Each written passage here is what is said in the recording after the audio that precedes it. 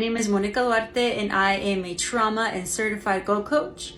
Today I'm going to help you gain clarity on why depression is a protective mechanism, and I will give you 3 tips to help you learn how to overcome it.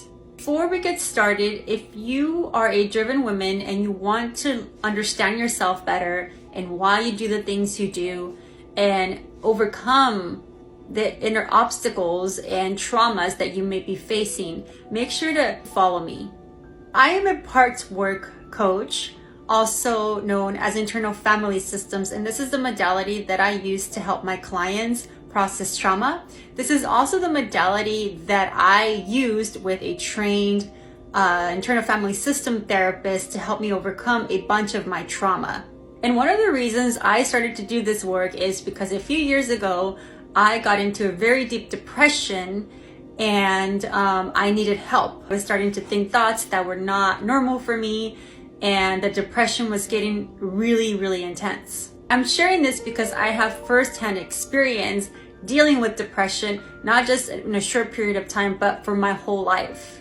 I've also worked with clients who came to me because they were experiencing depression that was debilitating them from living a life that they knew that they deserved. So when I talk about depression in this way, I'm going to talk about it from the perspective of parts work. Depression usually happens because there is generally a trauma within the person, and that trauma is so big and painful that if you live with it for years and years and years, your internal world is going to try to figure out ways to help you cope with it.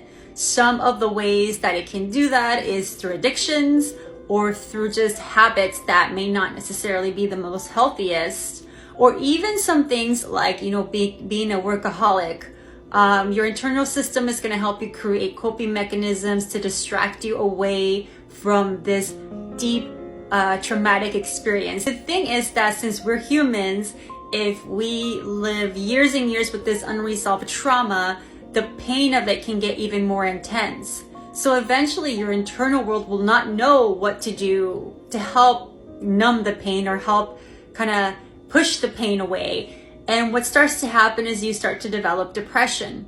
Depression is a protective mechanism or coping mechanism because it helps numb the pain. It helps to cool down the pain, to oppress it, to keep it down.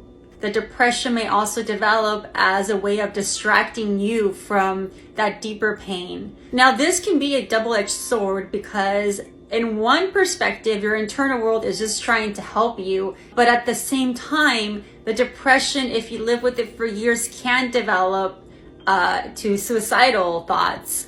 Where you will start to think, if I just leave this planet, then I won't have to feel this pain. And this is again another way that your internal world is trying to protect you so that you don't feel the pain anymore. The sad thing is that in reality, our internal world doesn't want us to leave this planet in any way. Again, it's just a coping mechanism. The only thing the internal world is trying to do is to help you calm down that pain. And if you don't have the proper skills or resources to learn how to do that, again, the internal world would try to do what it can to help you. And it may not be in the most helpful way, but this is the way that our internal world knows how to cope with these type of experiences. So when I work with parts work and when I started doing it with myself, I connected with the part of me that was experiencing the depression. And I actually got to interact with my depression. I actually was able to create enough space that I could have a conversation internally with the part of me that was creating the depression as a protective mechanism.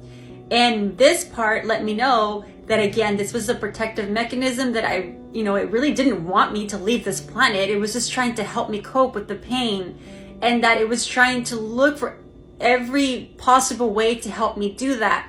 That the depression was an alarm system to let me know that I needed help. As I started to work with the trauma that my depression was trying to tame, my depression started to go away. And once I healed from this trauma, I was able to develop more inner compassion for myself and for the fact that my internal world was just trying to help me. It wasn't trying to hurt me, it wasn't trying to do any of that sort.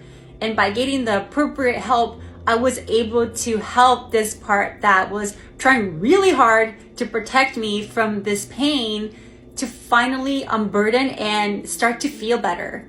I've also worked with clients that came to me because they also were experiencing depression, and they had similar experiences to mine.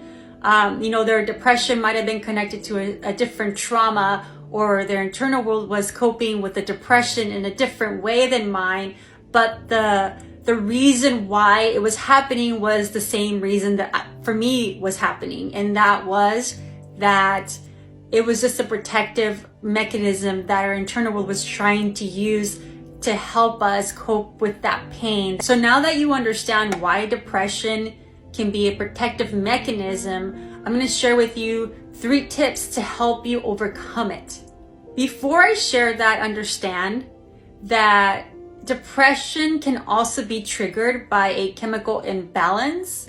So it is not necessarily doesn't have to be connected to a trauma. So it's really important that if you are experiencing depression, that you gain the clarity, go to your doctor and figure out if this is a chemical imbalance or if it's in fact connected to a trauma.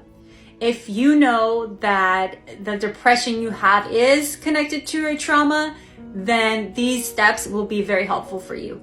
The first one is that it's really important to understand, now that you understand why you're experiencing this depression, that it's just a protective mechanism that your internal world is using to help you cope with that deeper pain.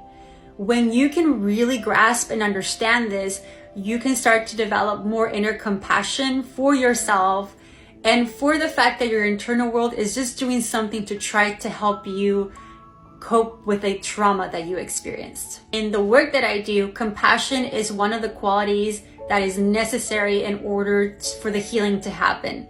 So by developing that inner compassion, you are already starting to create that safe space for your internal world to prepare for the healing that's needed. The second tip is you want to think of yourself differently. You could connect with a little child that experienced that trauma. Generally, a lot of our trauma comes from our childhood. So if you can connect with that part of you that experienced that trauma, in what way would you be able to show up for this part so that this part feels seen, heard, loved, and safe? By asking yourself this question and going back into time and connecting with this part of you that's experienced this trauma, you can start to develop the skills to have the compassion and the kindness and the curiosity that this part needs in order to start to heal. In doing this, you're learning how to be more compassionate and kinder to yourself. The third tip is to get the help that you need to heal.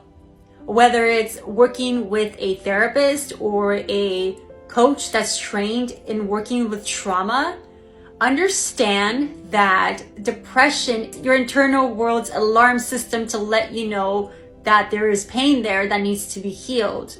And pushing it away to the side, although it is a coping mechanism, it is not the best way to navigate this, because you can live years and years and years feeling depressed. Understand that you don't have to live alone with this. You don't have to continue to live depressed. You don't have to continue to live with this trauma. There is help. You just have to have the courage to go and seek the help. Actually taking the steps, it's going to start to shift your internal world, and the depression can finally start to unburden and leave your system, leave your internal world, leave your body, and you can finally start to live your fullest potential in the world. If you found this video helpful, make sure to like it and also make sure to follow me.